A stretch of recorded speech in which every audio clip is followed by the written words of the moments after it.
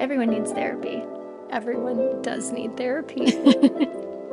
This is Renee, And this is Irina, and you're listening to Honey, I'm Healing. We have a special guest on today, if you haven't noticed. For those listening in, my dog Dash is here. He is just honestly kind of like my own personal mascot. He's sitting in the frame just so politely, so demure, so He cutesy. is he is such a gentleman, always Yeah. in a tuxedo. Yeah. Um, Yes. So, like, if you ever get a bow tie on him, have you done that? no, but I need to. That's cute. Oh, Dashy. That's cute. He's been so sweet. He's been so Mm. snuggly lately. I think with the weather changing and everything, he's like, what is going on? Because it's also like Mm. still super warm here. Also, what is the weather like there now? And like, what's the flooding situation look like now? So we're starting to like know more and more, not through, the public media sources, but Right. I feel like through social media, people's own personal stories, because now they're getting power back. And now that they're sheltering, people are coming out like with their stories. And from what I have read, like it is so much worse than we thought it was. Like people are saying there are thousands who are missing still or, declared gone. And like the damage of it all, I've seen videos where like just acres of pasture has just turned into river rock. Not just like a foot of river rock, like multiple feet. Like you can't just dig that up right away and put your No. land back together and get your horses back out there. It's very sad, and like this sounds very graphic, but like the posts and comments I've seen, I don't think anyone would make this up. At least I hope not. Like they're finding people in trees and like in cars, and like why is that not being shared? Why is the devastation and the trauma of it not more publicized? And um, there's a lot of complaints about not getting enough federal funding for how catastrophic this is. So I saw, like, I have yet to know, apart from my friend, anybody else who's been affected in that area personally, but I had a friend today who had driven over there to go run a lot of supplies, and she took videos, and it's just so crazy seeing that from like, you know, from someone So, but it's hot and sunny here, and I'm grateful that the weather's, cleared up for everyone else too. Well, my prayers are with those people, and I really Yeah. should look into like finding a way to support or send support. I feel like really pretty led to do that. So if you know of anything, please let me know, or we can post something about it too. But Yeah, I um, think if you like go search videos on TikTok, there's yeah, like so many places people are asking for donations. Just don't donate to the Red Cross. Don't oh donate to no, FEMA. Like don't go. no, Like churches are I'd doing rather find very someone's well. personal Venmo and give them money than put Right. it to an organization that's just gonna give it to the CEO. Yeah, But that's just my exactly. personal opinion. Yep. Same. No, agreed.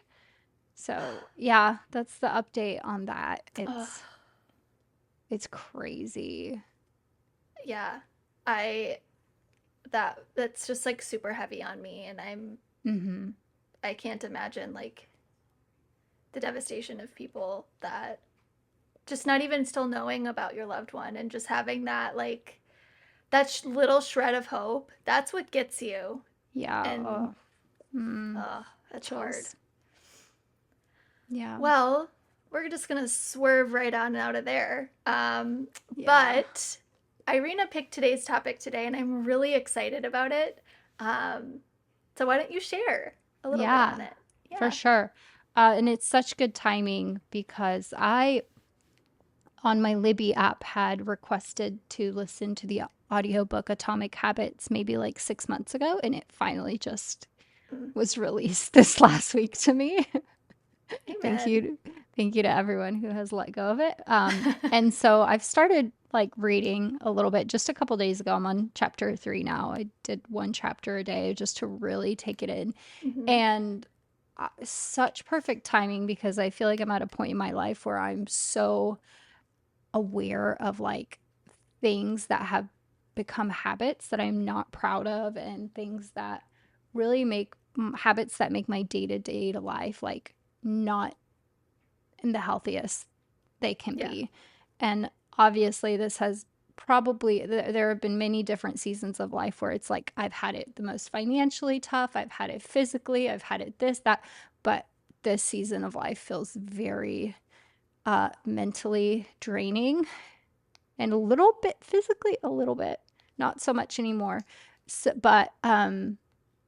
So I'm like, okay, I need I need an intervention, Renee. That's why we're here. Hey, divine timing for that book to come like available. I Yeah. mean, I'm just saying, like there was a lot of alignment and intentionality in that, and Libby Hmm. knew. Libby was like, you know what, I'm gonna hold off because I feel like she's gonna need this in 6 months from now. So I wouldn't have taken it as seriously probably 6 months ago, but have you read it? I haven't, but I've owned it for years. Oh, okay. Um, one of those. It's more of like a shelf trophy, to make people think that I'm super well read. But you want to know what? Maybe it's time I dust off that copy. I really have wanted to read it, but like you had brought up, I think I had 3 or 4 books on my Libby app that became available this week. So I have 20 days to read those 4 books, Exactly. and So it's it's always like, all at once. oh yeah, same, me too. You know what I got? I got the Abby Jimenez one just Uh for the huh. summer. Like, of course I had to take that. Yeah. And then I got that Atomic Habits, and you know which one? Um, it's the one about vampires. It's like super popular from Blood and Ash, from Oh Blood yeah, and yeah, yeah, yeah, Ash. yeah. My Libby is I Know Why the Caged Bird Sings. Oh, I haven't heard that. You Could Make This Place Beautiful by Maggie Smith. This I really recommend to you. It's a memoir on her divorce, but the her writing style is Oh, yeah. incredible. It is beautiful. It's like prose poetry. It is. I read it and I highlight everything because of the way that she writes it. Okay. Um, she talked about this one part where she kept checking, like she without giving too much away, like she found out that her husband was having an affair, and she kept checking the source of which she found out, and she's like, it felt like I continued to press on a bruise to see if it still hurt. And the way that Oh, that image that painted, I was like, yeah. so true, That's so good. just so beautiful. And then the Covenant of Water, which I've really wanted to read, and then The Bee Sting by Paul Murray, and I'm really excited about those. But those are what Libby offered me this week, so I've got a lot to catch up on. Those all sound very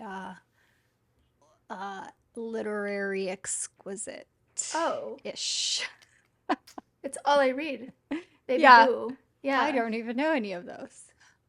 Maybe I Well, should up my taste buds. no, no, no, no. Okay. So tell me more So, about Atomic Habits because yeah. that's what we're going to be centralizing this around today. I asked you 2 questions Mm-hmm. today. And you know what? I told you to come with your answers, and I didn't even think of mine. Hold up. I'm sure I can think of them on the spot. Okay, questions to ponder, and for all our listeners to answer to yourself right now. Number one, what are 2 things I am proud of in my life that I have contributed towards? And there's a reason I ask this. So I'm going to go ahead and say something I'm so proud of is being a mom. Let me think on that. That's my one right now. How about you? Okay. I wrote um, my healing through hell, and like going with that, the woman in the reflection of the mirror, that every day I start each day looking in the mirror and saying, I am so grateful I get to be her. Hmm. And then my second part is my faith community and how that's refined not only my gifts, but my gifts have helped draw out the gifts of others as well. And I think that that's really beautiful. That's good. I'm actually going to piggyback off your first one, and Mm-hmm. I want to say like the emotional um maturity and the growth that I'm consistently and constantly take in my life, whether it's with my friends, my husband, my kids. And the reason I asked you these two things is because in this book, he was talking about how essentially, so he was saying that behind every system of actions is the system of beliefs. So your habits become your beliefs, that your habits shape your identity, and then your identity shapes your habits.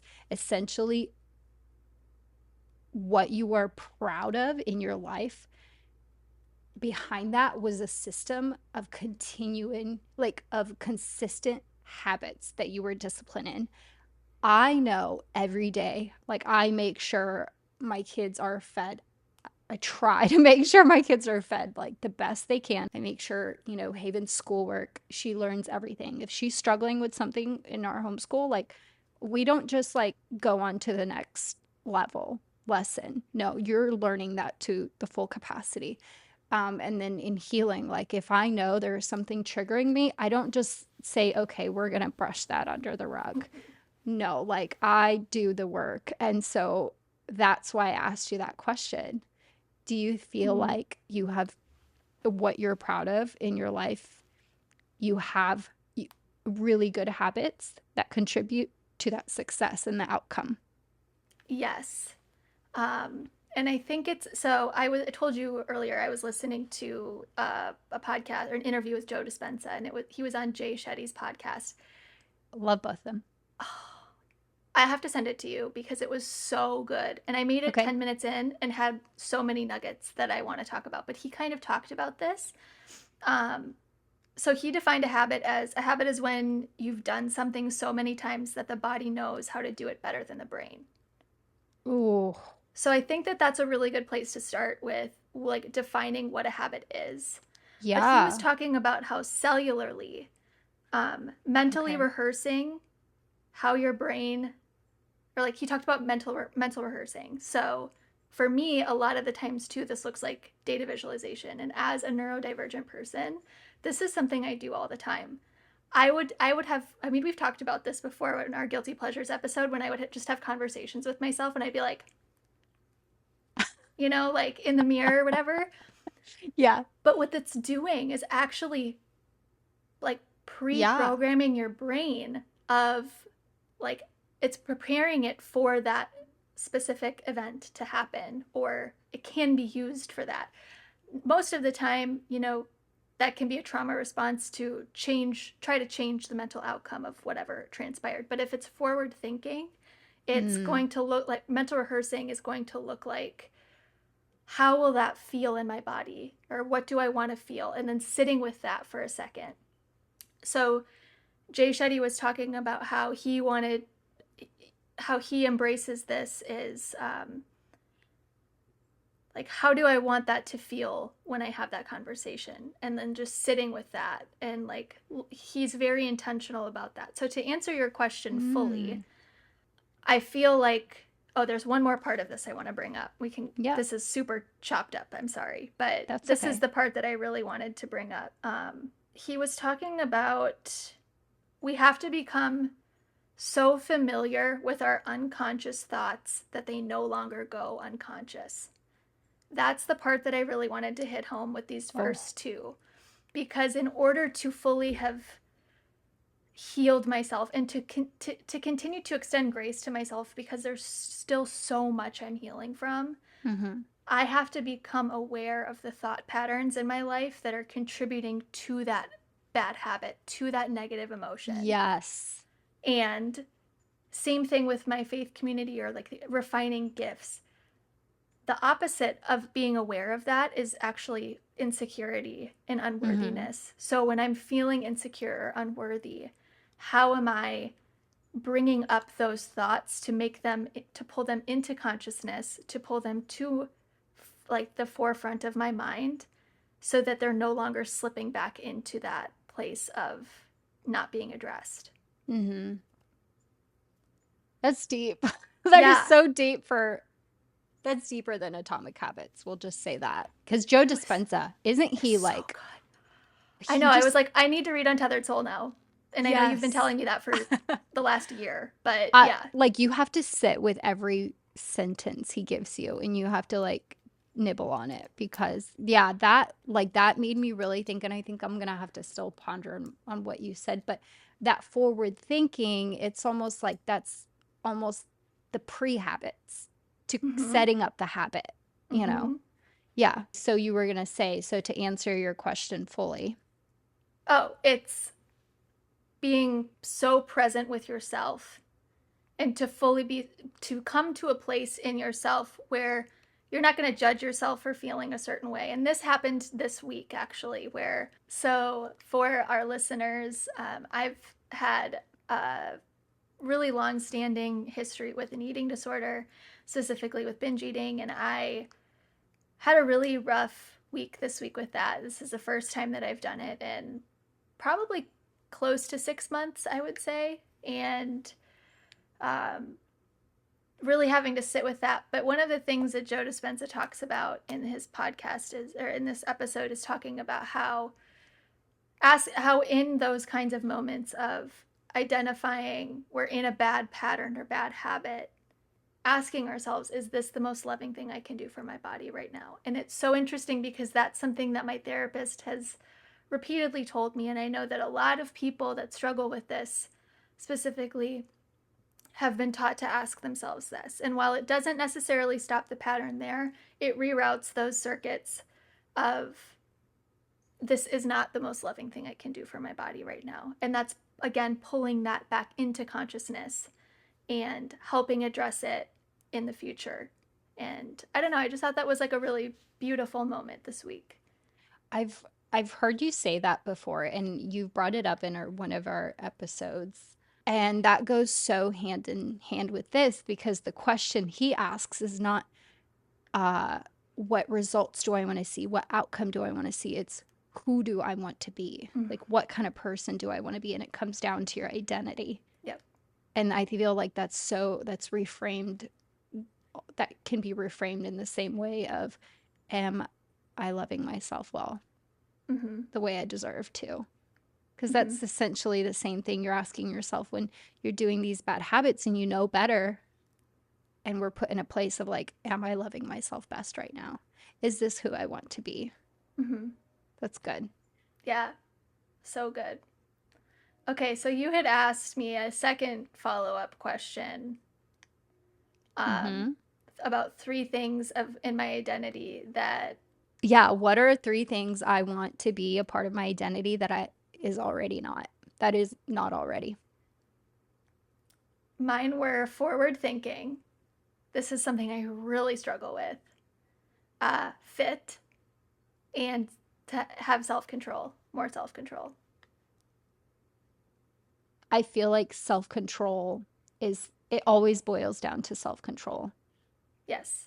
everything, because that's where like I feel like discipline stems from. I really I really sat with that. I had written patience initially, but I feel like forward thinking and patience go hand in hand. Yeah. They certainly can. Self control and patience can certainly go hand in hand. Fitness and patience certainly go hand in hand. But Hmm. definitely self control and discipline, for sure for me. What are three things for you? Um, calm. Ooh, Just to have a presence of calmness.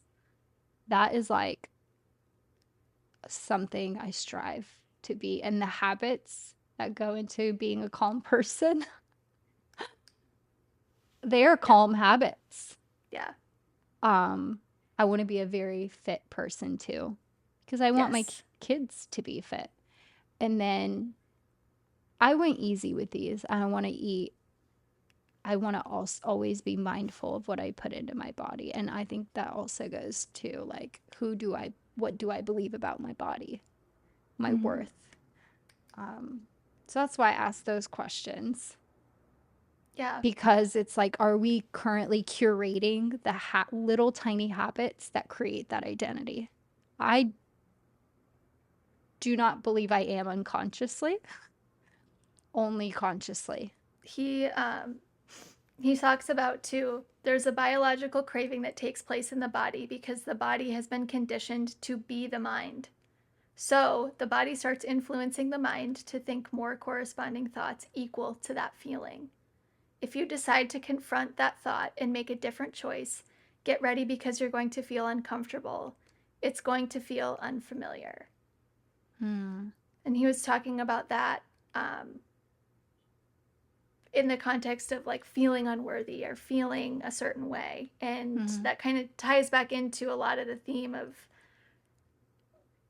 needing to mentally rehearse how we want to feel in that desired outcome and just letting ourselves really sit there in that.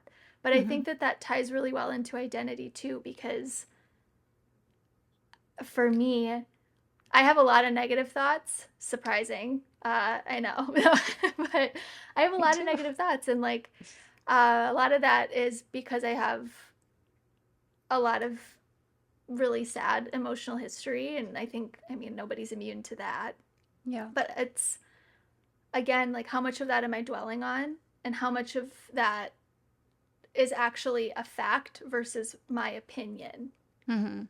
And so when I'm taking what he just said and focusing on what I want the future to feel like and letting that become reality to me, our body, like the circuitry of our brain, is actually going to be rewired and it's going to crave that emotion instead or that feeling instead. And Yeah. that's going to create a new reality. That's what I want. I want that for literally the way my body wants to feel in the morning when it wakes up. And right now, my morning habits of grabbing my phone and scrolling while my baby is asleep next to me, whereas I could go ahead and get myself ready and present myself in the to match the identity of the person I want to feel like. Like, no, those are little habits, tiny little things. It might not seem like a big deal for those 10 minutes, but you take 5 months of those 10 minutes, what's that, 30 days, 150 days. That's 1,500 minutes Yeah. in my mornings that could have been used to look in the mirror and say, you are so beautiful. You are strong. You're fit. You're a calm, good mother. 1,500 minutes I could have been preparing and forward thinking of what I want to feel like and what is that going to look like and feel like in the moment. And like, Yeah. that's like mind blowing. That alone just like changed me. Well, and I want to clarify too, like, there's no shame in No, scrolling. no, no, no. It's Yeah. not for me, like, we're not shaming anyone. We don't shame ourselves. No. For me, anytime I compare or think of what I could be doing instead, it's out of motivation. And I hope that becomes intrinsic motivation. Yeah. And something, It's, oh, go, yeah, go. I was just going to say, I think that when you're doing that, when you're like being really introspective like that, you're really just trying to identify what the root of why you're desiring to do that is. Yeah. Well, At least why that's what do we do it is that? for me, you know. Like when I'm identifying a behavior that I don't like, I sit with it and I have to ask myself, because I've conditioned my brain to do this after 3 years in therapy, by Mm, saying, what is the root of this actually? Like, are you scrolling because you're tired? Are you scrolling because you think it's going to give you motivation to do something? Are you scrolling because you know that you're going to be busy for the rest of the day and that that's what you time looks like? Are you, you know? yeah, I think yeah, it's probably a mix of what you just said and yeah, it's really getting that moment to yourself. And there's Yeah. nothing like instant dopamine, like being on Oh, your phone, it's my you know? favorite thing. So if you have that first 10 minutes in the morning to uh, make yourself feel good, yeah. Mm. There's a book called uh, Dopamine Nation that I really want to read, but there's a lot of studies about how starting your day by scrolling your phone actually sets you up to continue mining for dopamine throughout the day. I believe it. I do too. Okay, I'm done. It's done. It's not happening tomorrow. Oh, I mean, I do the same thing, so I really don't want it to come off like I'm like, No, no, no, hey, no, you need to not at change all. that because I do the same thing. Like, Not at all. but I'll hold you accountable to that. I love that. Yeah, please do. Yeah, yeah. He mentioned something about intrinsic motivation. Okay, I wrote a couple of things down that I, okay, I'm going to start from the top because this is gradual as I've Mm-hmm. progressed in the book. Um, you do not rise to the level of your goals, you fall to the level of your systems. Mm-hmm. So good. So he told a story about, and this is always all wrapped up in identity.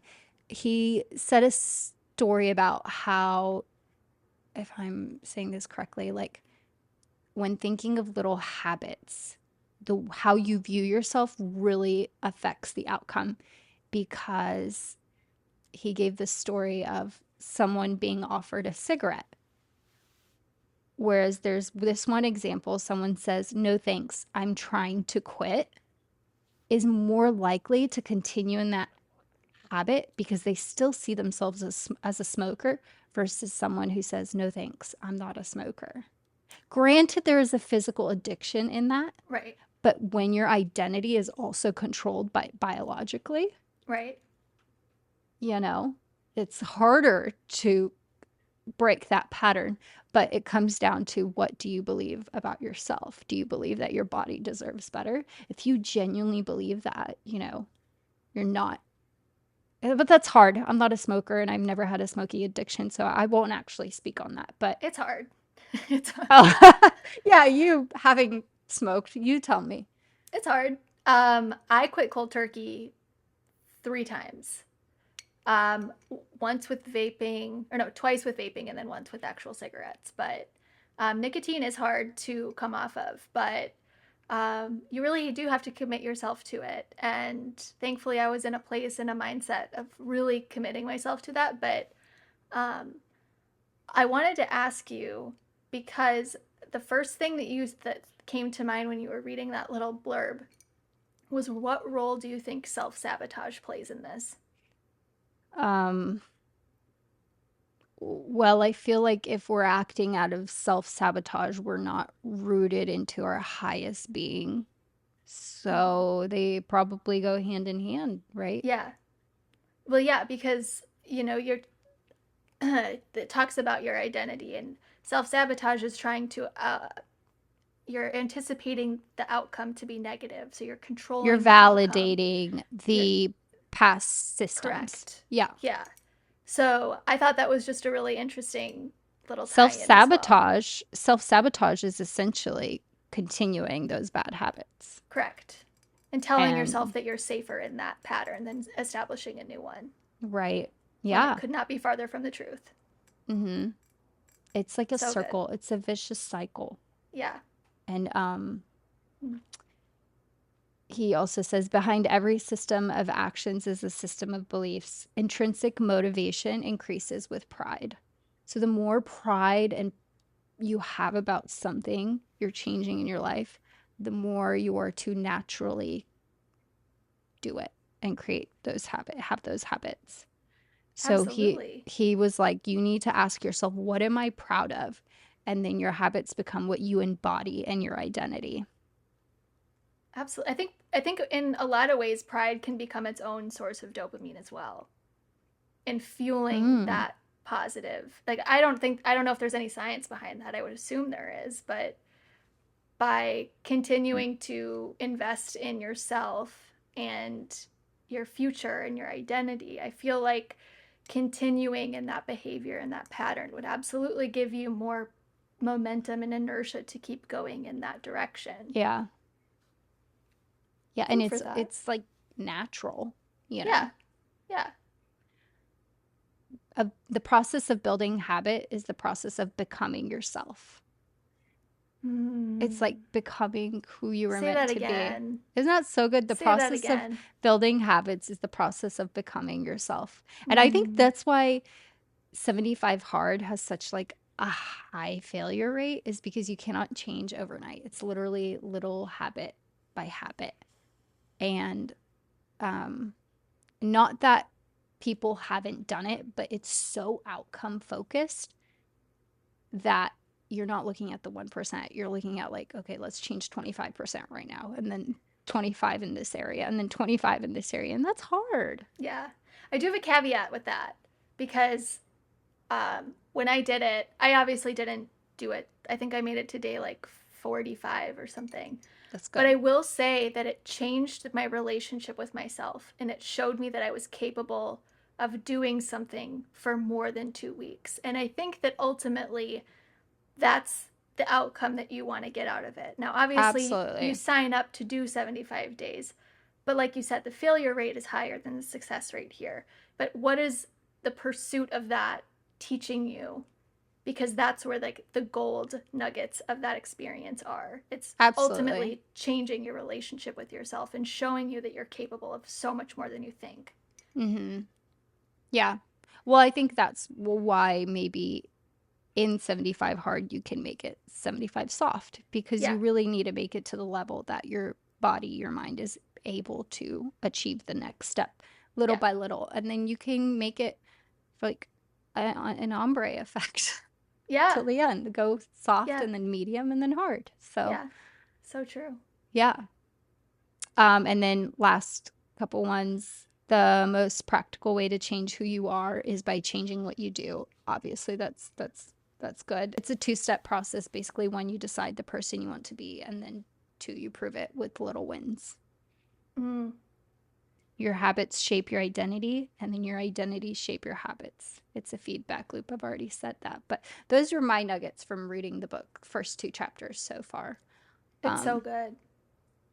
I feel like, I talked about how I have a lot of issues with forward thinking. I think, especially with setting goals, I struggle to set small ones because I think for most of my life, I was taught that large goals are the only ones worth pursuing. yeah, And so when I think about setting small goals, I always feel like I need to like one up myself of like, no, I can do better than that. But really, why can't I just show up for myself in the small one? Why yeah, can't, like, if it's really that easy and I'm really that cocky about it, like, okay, Renee, prove to yourself that you can do the small one and then level up from there. yeah, and But I feel celebrate that little win. exactly like, why do I feel like I need to have this monumentous goal? Yeah. Because it certainly doesn't make me any more impressive.